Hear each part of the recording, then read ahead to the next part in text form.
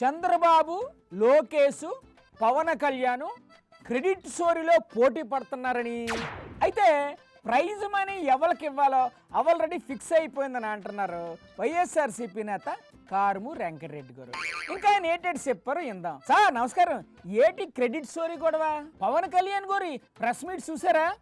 ఉద్యోగుల మీద రాజకీయ నాయకులు దాడులు చేస్తే క్షమించేది లేదు అన్నారు. మరి అటవీ శాఖ కూడా నీ డిపార్ట్మెంటే కదా, అయినా కదా. బుడ్డా రాజశేఖర రెడ్డి అని ఒక ఎమ్మెల్యే ఉన్నాడు శ్రీశైలం, మీ కూటమి ఎమ్మెల్యేనే కదా. అవును.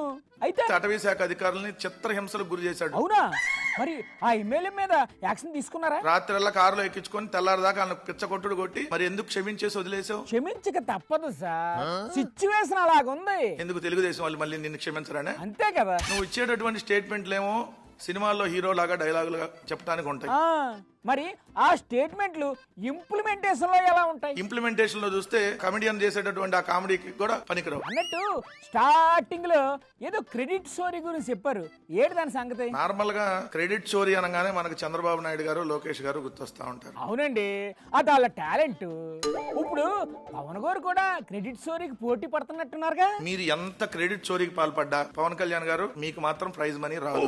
ఎందుకు? ప్రైజ్ మనీ ఆల్రెడీ ఫిక్స్ అయిపోయింది. అయ్యయ్యో, ఎవరికి ఫిక్స్ చేశారు sir prize money? Credit story prize money అనేది చంద్రబాబు నాయుడు గారు తన కొడుకు లోకేష్ కి ఇస్తాడు తప్ప మీకెందుకు ఇస్తాడు? ఇది మరీ అన్యాయం సార్.